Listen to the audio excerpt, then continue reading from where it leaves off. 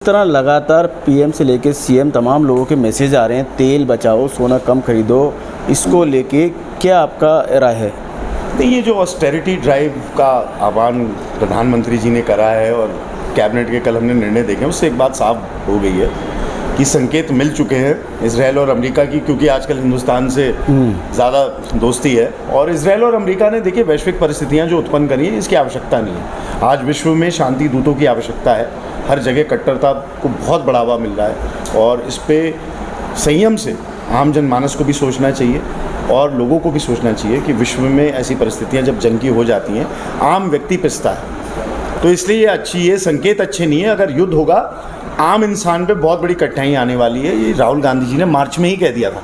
अगर आप मार्च में देखें, संसद के बाहर उन्होंने बोल दी थी ये बात। तो ये सरकार आज जो बोल रही है, अब जैसे सोने के लिए बोला उन्होंने कि 1 साल तक आप सोना मत खरीदिए। जो सराफा व्यापारी हैं, सोने से कारोबार से जुड़े हुए जो लोग हैं, आप अगर उनको एसोसिएशन को बुला के उनको कॉन्फिडेंस में लेकर भी ये बात बोलते, अनिश्चितता नहीं होती, अनिश्चितता नहीं होनी चाहिए। स्टॉक मार्केट गिरी है, मार्केट कैप जो स्टॉक एक्सचेंज का है वो अगर गिरा है तो भारतीय अर्थव्यवस्था के लिए खतरे के संकेत है। दूसरा मैं कह रहा था कि एज ए विधायक आपकी कुछ राय रहेगी कि उत्तराखंड के राज्य मंत्री तमाम लोगों के लिए जिस तरह मैसेज आया कि वो इसमें तेल की बचत के लिए।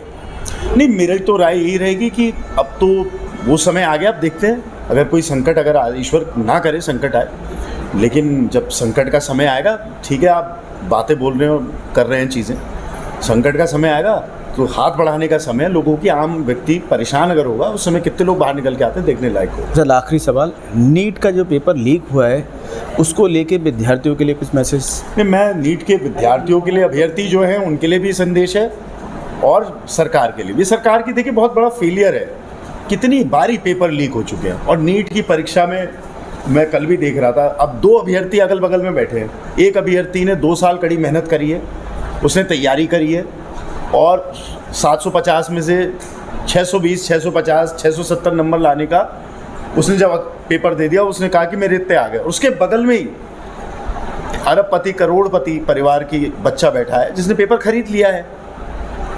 तो सोचिए ना, उसकी मेहनत तो जो मिडिल क्लास है, लोअर मिडिल क्लास है या गरीब बच्चा है, उसने जो मेहनत करी, उसकी पूरी मेहनत, जो बच्चे, मैं कह रहा हूँ अच्छे परिवारों से भी हैं लेकिन इन चीज़ों में नहीं पढ़ते, उन सबकी मेहनत पर तो पानी फिर गया ना। तो कितना बड़ा फेलियर है एजुकेशन पॉलिसी का, हायर एजुकेशन पॉलिसी का।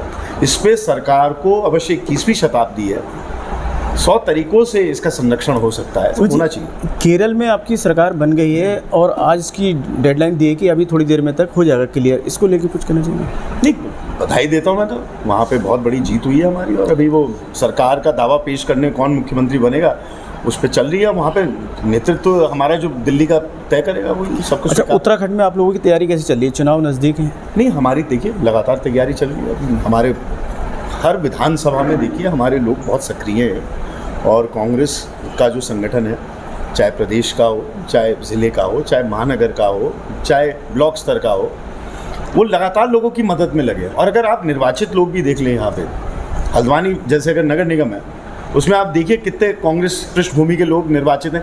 काम तो लोग हमसे ही करवाते हैं, हमारे लोगों से ही करवाते हैं। तो इसलिए हमारी सक्रियता मजबूत है। क्या अनुमान है कि 70 सीटों में से कितनी कांग्रेस ले आएगी इस बार?